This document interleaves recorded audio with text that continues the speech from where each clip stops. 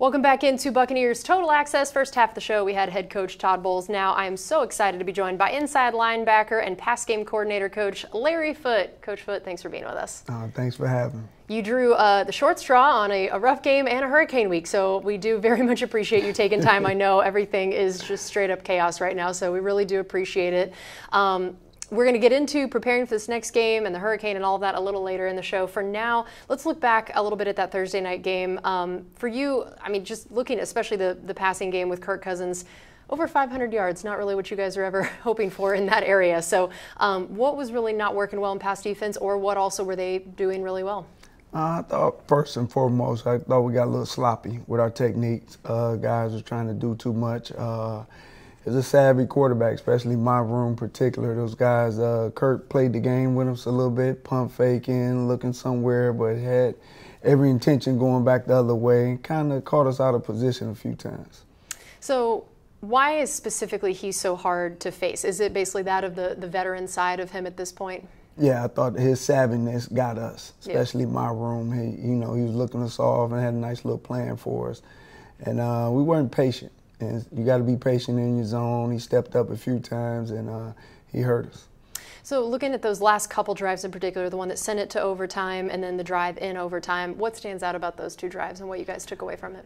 Being patient. We got to make plays always. In those situations, you want to sack the guy, but he made plays. But most importantly, in our zones, we got impatient, and he made us pay. So then now knowing the good news is you get another shot at them, which I know after a loss like that is always what you want. So biggest takeaways for the next matchup, and especially against guys like London and Mooney who had pretty big games? We got to make plays. We got to adjust. You know, Coach Bowles going to come up with a better plan this time for them guys and try to take away what they want to do. But at the end of the day, human element got to kick in. We got to make plays. I got to get my guys ready to stop them. And I know that you guys had been having Servassier and KJ split some different reps and stuff, and this was the first game without Servassier completely after that injury. How did that change the game plan ahead of time and what you guys are hoping to do, and how that will affect things moving forward, knowing that it seems like Servassier's injury was pretty rough? Next man up. You know, KJ was in there, other DBs was in there, called on a couple guys to fill his shoes, and next man up. And I know for Lavonte, 8 tackles, 2 passes defensed, had his fourth quarter interception. Big picture takeaways from him this game? He did a lot of good, did a lot of bad. And some things, couple missed tackles, some stuff that's uncharacteristic of Lavonte. He'll be the first one to tell you that. But he did a lot of good, but did some bad. And I'm looking for a bounce back week from him, and him being who he is. I expect him to come back with a vengeance. Take us through his interception. It was nice. He left his feet a little bit. Should have kept his feet on the ground, but he did catch it. It's been a few years since he caught an interception, so we were geeked up about that this morning, watching film, and I'm happy he caught it. And I know we are used to talking about him in terms of tackles, even forced fumbles, things like that. But he now has 13 career interceptions, tying him for the most among active linebackers. 67 career passes defensed, second most among active linebackers. So take us through his coverage skills and what you feel like really is something about that in particular we don't always talk about as much with him. Well, just starting with his athletic ability. He's quick. He understands routes and formation recognition as far as what they're going to do before they do it. And he's a heady player when it comes to that. And he's a student. He takes the game serious. He studies the film. And when he comes in, he's ready. And he kind of knows what they're doing before they do it, and gives them a big advantage. We're talking to inside linebacker coach Larry Foote.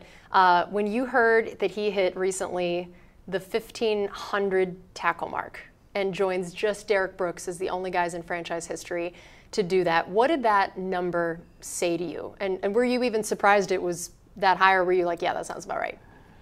1,500, that's a lot. That's a lot. And when that came up, I was just like, wow. And that just speaks to, you got to be a pro on the field and off the field. To accumulate those amount of tackles, you got to really take care of your body. You got to be healthy. You got to be available, and you got to have a lot of want to make those type of tackles. And just just speaks to the type of player he is. And I don't know how many organizations say they got 2 guys that made 1,500 tackles. So testament to the the Buccaneers organization. And I know with tackling, we hear a lot about how now there's not as much of that in terms of your training camps, your practices, how much are you really throwing on pads and tackling, and that's one of the areas that you can see a struggle, or it takes a bit for people to warm up in that area. Why is he specifically so good at making tackles, and what are the ways even you guys as coaches try to make sure that tackling is sound when you aren't allowed to actually do it very often? Well, you got to start with the fundamentals. You got to keep your feet. You got to keep your eyes up. I think a lot of the old heads, we always, the tackling is not what it used to be. Yeah, it ain't that type of, them guys didn't play with this type of skill set. And, just talking about last Thursday, Bijan Robinson, he's hard to get down. Yeah. And Mooney, those guys. And it takes a team effort. You got to gain tackle, but you got to be in good position, but just the fundamentals. You got to do it down in and down out, keep your feet and keep your eyes up. I also know that another thing Lavonte does incredibly well is force fumbles. So he recorded his 30th career one versus the Eagles, tied with Khalil Mack for the most among all active players, and are the most by any inside linebacker in NFL history since force fumble data became available. That's wild. That's a wild stat. He's on a lot of lists of inside linebacker. Hopefully, in a couple years after he retire, he makes the Hall of Fame. Yes. We are all here to be on the campaign for Lavonte in the Hall of Fame. Everybody around town, they get mad. They call him the most underrated player because he don't make Pro Bowls, and I laugh. I mean, it's not funny, but it's just crazy how he gets overlooked. And some of the linebackers they put in front of him, it's laughable. And I get it all the time. People who definitely know the game, especially ex-linebackers, they always laugh at how he's not on these lists, but I'm glad we got him. And hopefully the pundits or whoever makes the Hall of Fame selection, they look at these stats and say, hold up, this guy's on every top defensive stat, and just not as an inside linebacker, just any player, any position, and it's incredible. What would be if you got to be in that room, you get to be the guy that gives the talk of why Lavonte deserves to be in, what would you say? Well, if you look at it, it's not too many linebackers. Arguably, he's probably the best cover linebacker to ever play the game. You just mentioned the forced fumbles. Then he has the most tackle for loss for any off-the-ball linebacker. I mean, that alone. I mean, to play the run, play the pass, and be able to blitz, I mean, he can do it all on the field. And his weak spot is his hands. And believe it or not, you just mentioned he got 13 of them. So, but he's an all-around player, and if once they start looking at it, he'll be in there. You think they'll know? Yeah. You brought up his blitz and sacking ability as well. I think Coach Bowles said on one of our shows, Lavonte didn't want to do that originally, that he was like not about it, but now apparently has come around to the idea now that he's gotten a little bit of this. So tell me about that of just what gets asked of him in that area and how he's been able to cultivate that as well. Well, just win. You got to beat the running back. That's our goal. Put our linebackers on the running backs and get the quarterback down. He enjoys covering. He likes covering. It's unselfishness a little bit, but I know Devin White used to love it. Just let me blitz and you cover, but he's starting to get a little taste of getting his quarterback down, and he's enjoying it. Yeah, I mean, who doesn't love that feeling? Once you get a taste of it, that's all it needs. How about the level he's playing at his age? I think that we hear about that a bit, but I think that's also something that's been a little underappreciated, is how there just hasn't been this drop-off that I think every year everyone has been thinking, like, maybe this is the year that Lavonte isn't Lavonte anymore, and it just doesn't seem to happen. Tell us from your perspective, watching him all the time, of how you feel about where he's at even compared to previous years and compared to other people at his position at this age. Well, in the football world, you start getting in early 30s, we call you old. But if you look at even all other sports, boxing, football, hockey, if you take care of your body, you can play a long time. Tom Brady just proved that. I know he's just a quarterback, but if you take care of your body, you can play it a long time. Played with a guy, James Ferry, he played 15, 16 years. Got London Fletcher, Julius Sayal, those guys played 18, 19 years. So if you take care of your body, you can be able to play at a high level, and he's showing that. I know sometimes we don't like to always do comparisons of, oh, this player reminds me of this player. They're their own guy. But you having coached and played for so long in this league, I would love to know, are there linebackers that come to your mind that remind you of Lavonte? When you started coaching Lavonte and finding out about him, who came to your mind? Well, one of my favorites is London Fletcher, and just all over the place, not that big, and just a playmaker. But Lavonte is unique. He's one of our own. A few that can do all things at a high level. We mentioned that earlier as far as just covering and blitzing, playing the run. But I kind of compare him London Fletcher. I saw he gave a quote after a game recently. I forget what play he was talking about, but he said there was a play he knew he had to make because otherwise you would have been mad at him after the game. Tell me about, and you could tell he was really loving this idea of like, I had to make Foote proud. Tell me about this relationship that you guys have been able to form at this point. He's easy to coach. I love, in my room, the best player, it takes the coaching. I can get on him just like I get on the rookie, and he just, yes, sir, keep it moving. And that's the standard in the room, so he makes my job a lot easier. He is the only one in the room can tell me to back off, too. The other ones can't, but I think it was a play about, I always challenge them guys, if you get on the running back, you got to win. That's our advantage. And he beat the guy, and I think he knocked the ball out. And he knows if you lose to the running back, you're going to hear about it. Yeah, that makes a lot of sense. All right, we're going to take a quick break here on Buccaneers Total Access, brought to you by Advent Health. This is Buccaneers Radio. Welcome back into Buccaneers Total Access. We are here with inside linebacker coach Larry Foote, and of course, we're talking about Lavonte David. We hear so much about the X's and O's and what he's able to do on the field, but also, of course, the leadership side is just as good, if not even better, which is saying something. What do you see from him as different young linebackers have come in, the way that he leads, his approach to it, and the impact it has on the locker room as a whole and then the position room? Well, he leads by example. He's not a big rah-rah guy. On Sunday he is, but he's not a big rah-rah guy, but he sits up front. He asks his questions, he takes notes, and he's always locked in. His focus is like off the charts. And he's always paying attention. I mean, if it's Bo's talking or another coach, he's always into the details. And I always challenge the young guys, pay attention, watch him. And when he hits in between the lines in practice, he's serious. You don't see him too often have bad practices. And you can see, the fruit of that on game day. What do you see from the whole team about the reverence or understanding they have? We hear that he's underrated outside in terms of Pro Bowls and things like that. What do you see as the way that the whole team, the whole locker room views Lavonte? Well, when he talks, everybody listen. And like I said, he earned that from his just the way he plays. Every day, the way he tackles, just in the weight room, in the film sessions, and walkthrough, just walking to practice. He's always ready, he's always dialed in, and people know you can count on him.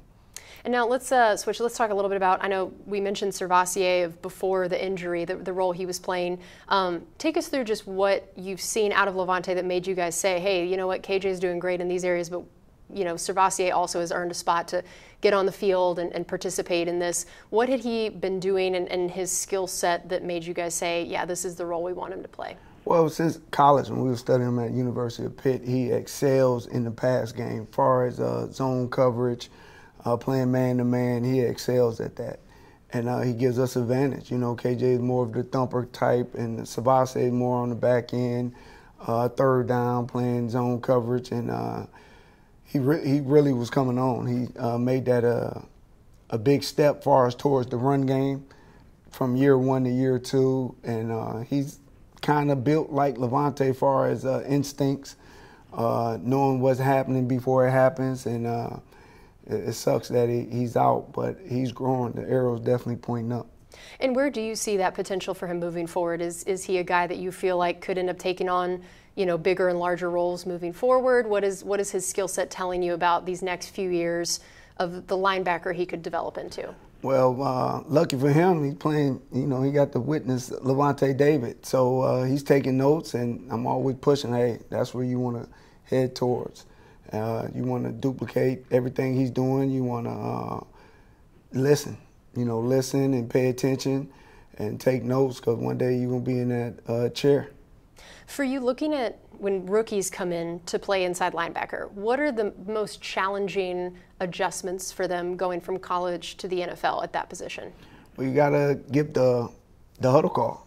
You got to lead the other 10 guys. You got to tell them what to do. A lot of guys, it don't matter whatever your personality is, you got to echo the call. You got to line guys up. You got to make checks, and you are the quarterback of the defense. So it's tough for some guys who are not used to or comfortable with talking. You got to do it, or you can't play it. You know, it hurts them.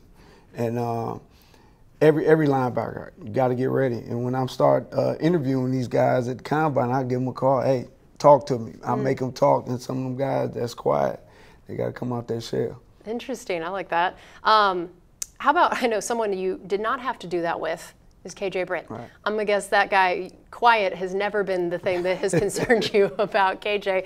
I feel like all I ever hear from everyone is how much KJ talks, and yet they don't ever seem really like mad about it. Like everyone always seems to really enjoy it, that he does it in a way that is either really actually like inspirational, gets guys going, or is just kind of funny.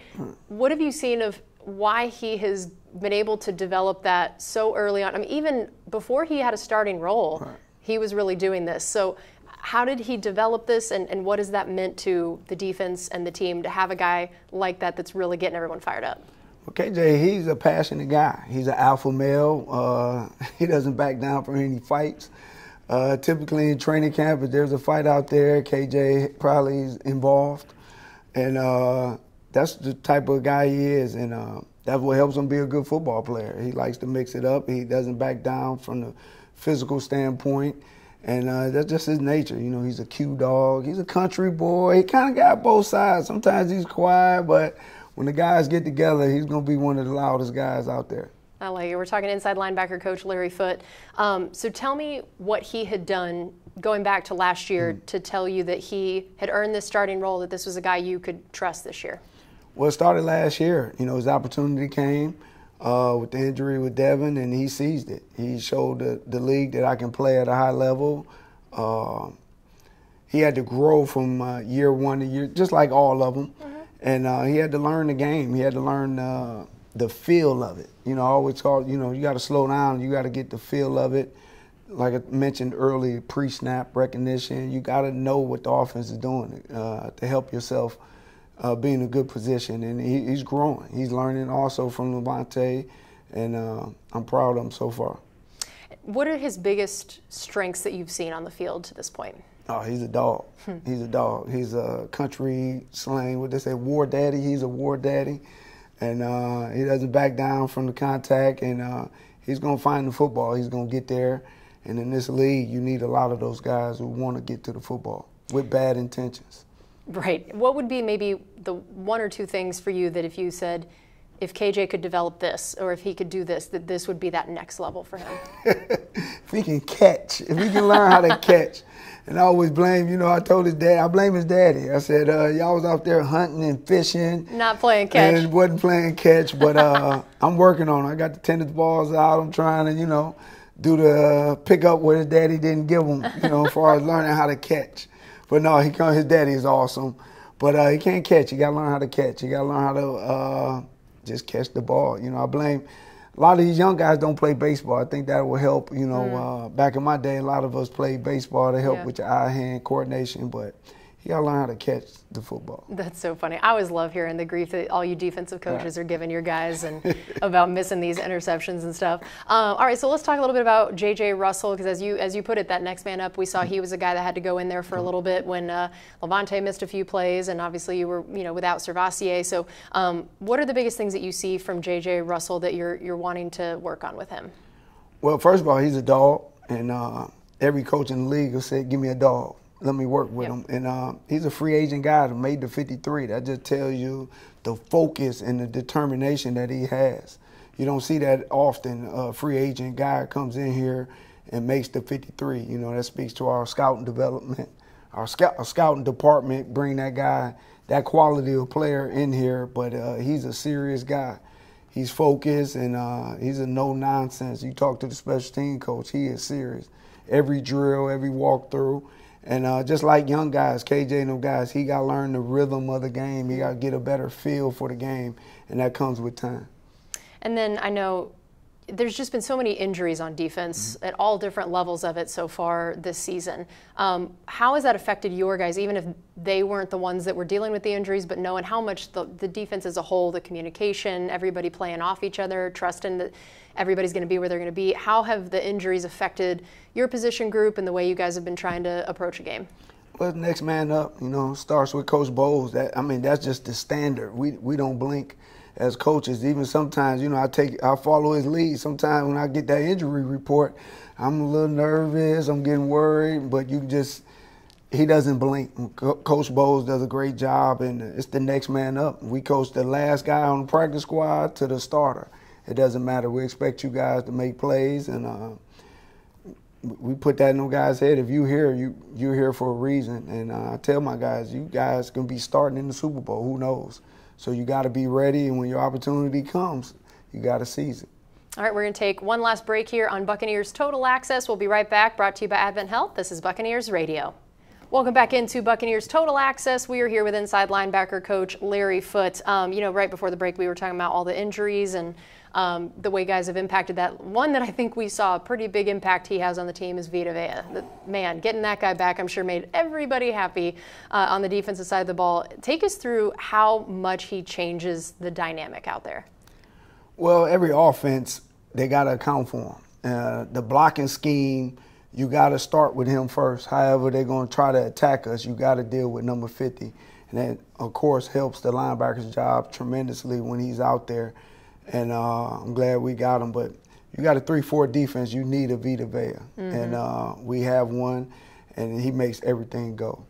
I know there have been a few games we didn't get the sacks we wanted. A few games it seemed like it exploded a little bit more. What have you noticed as the difference in the games where we've been able to get the quarterback down versus not?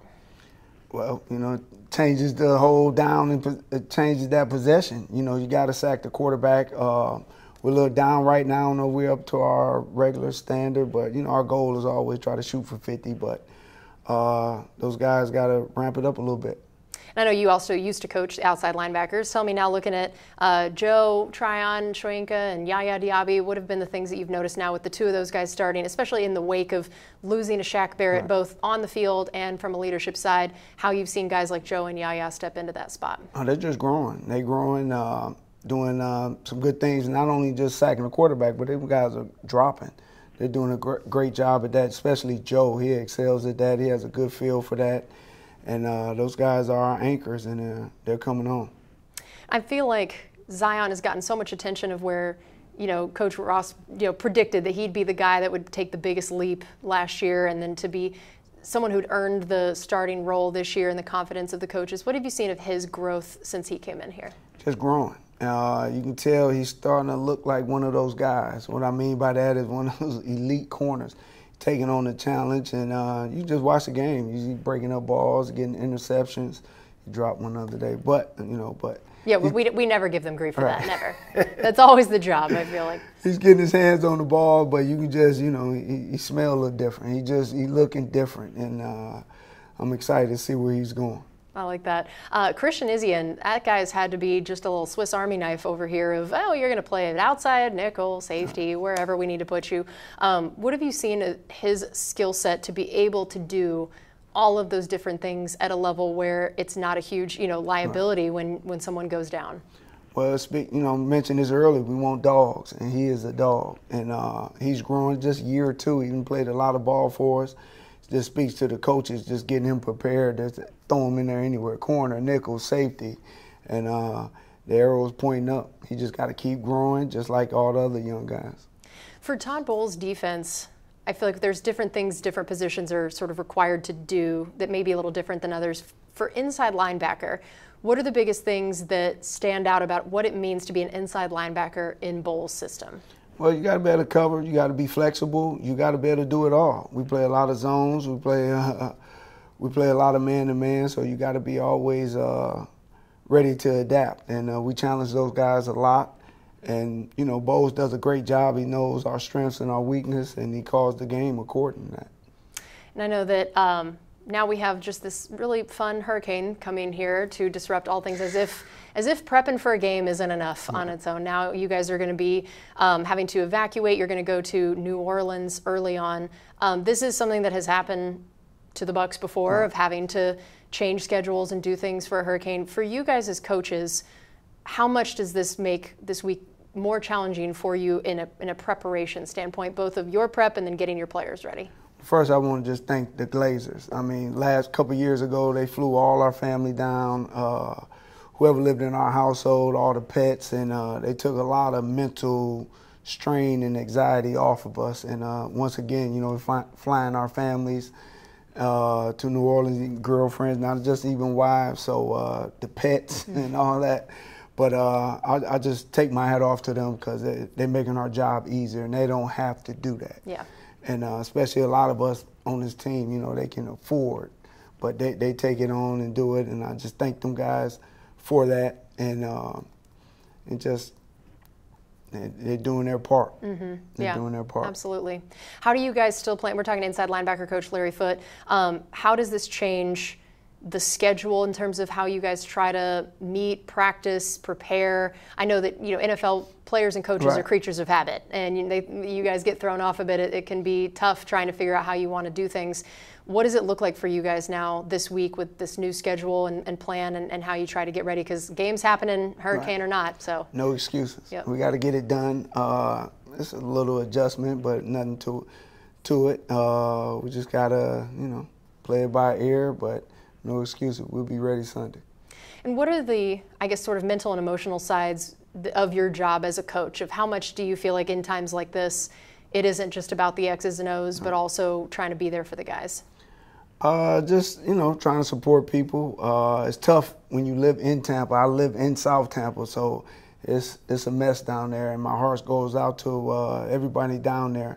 A lot of friends and, my kids, some of their coaches lost everything, my neighbors, and it's a tough time right now, but, God is still in control, and, we're going to get through this.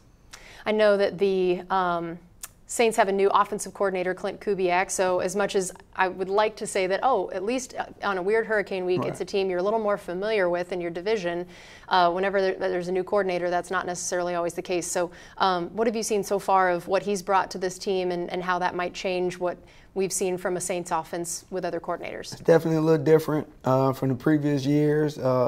It's week 6, it's not week 1 or week 2, so we got a good idea what they want to do. We know the weapons, who we got to try to stop and limit, but they're still the Saints. They're still physical. They play our brand of football, and it's going to be a challenge. And they, just like every team, week in and week out, they got a lot of weapons.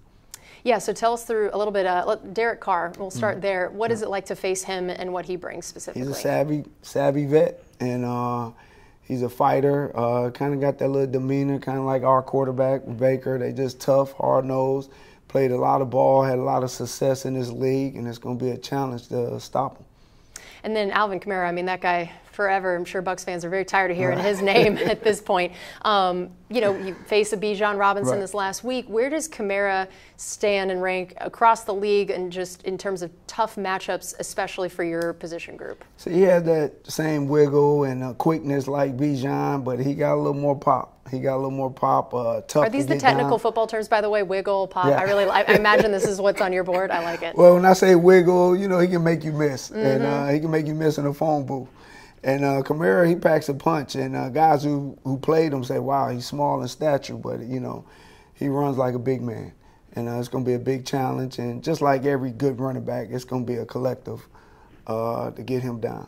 We're talking to inside linebacker coach Larry Foote. Rashid Shaheed and Chris Olave have also both come on in recent years, shown that they are some pretty serious weapons. What stands out about facing the two of them? Speed kills, and it's hard to coach that. And it's just not going to be on our DBs. We're going to have to get this quarterback down, get him off his spot, because those guys can run.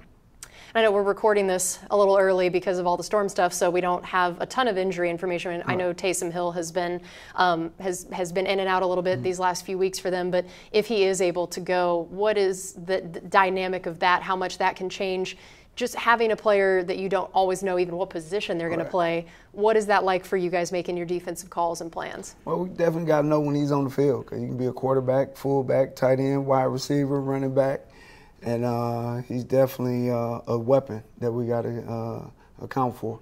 And how about the Saints' offensive line? What have you seen from them this year? They're tough. They're dogs. Since I got here in this division, those guys are tough, hard-nosed. And maybe it's the town, it's the organization, but those guys are tough, and it's going to be a fight. I know we always hear about the noise of playing down there in that dome, especially for the offensive side of things as they're trying to make their calls at the line and all of that. But does it affect you guys on the defensive side as well?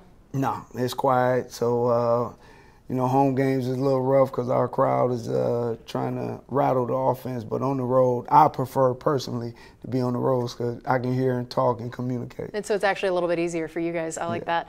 What would you say are the goals you have for your position group for this game in particular, and then also for the rest of the season? What are the things that you would like to see happen? Well, you got to start with Kamara. You want to limit him. You can't have a big game. That starts with us up front. And that's our goal every week. We got to try to make the offense one-dimensional, take away the run, but we got to limit those matchups. When I say matchups, tight ends and running backs, we got to do a good job and limit those guys. Yeah, and then now for the rest of this season, are there certain stats or numbers or things that you always like for your guys to strive for or attain, or things that by the end of this season you'd want to be able to say? Well, Lavonte already got all the stats. So right. What are we even trying for here? We're just trying to get W's. I like that. I like that. Having 10 days off, but there being a hurricane, how much do you feel like you're still able to get guys the rest that a Thursday night game is supposed to give you on the back end? How much is that a factor for you guys in how you're approaching this weekend with the players is focusing on the actual body part as compared to just the prep for the next game? Well, we always consider it a mini bye, so I expect their legs to be fresh and ready to go. What is your favorite thing about being a position coach in particular, where you have these, for you especially, just 3 guys that you really get to hone in on and spend a lot of time with? What's the best part of that? Just the relationship, off the field. God blessed me with being able to coach, so it's going to go beyond the football. They're going to get the experience that I picked up in this league, but off the field, just the relationship. And I look forward to seeing those guys grow as men, be invited to the weddings and, the birth of their first child or second or third, it doesn't matter, and just that relationship with those guys. And how do you feel like having played for so long at such a high level has affected the way you coach? There's coaches here that maybe played in high school, maybe played in college, that to have played at the level you did, how do you think that changes your approach? Well, I suffer from a lot of former coaches. I think I never missed a tackle. I think I never made a bad play. And that's how I coach those guys. That sounds fun for them. Well, Coach, thank you so much for taking the time to be with us. I really appreciate it, and good luck the rest of this week, both in life and in football. Thank you. All right, thanks to you guys for joining us. This has been Buccaneers Total Access, brought to you by Advent Health. This is Buccaneers Radio.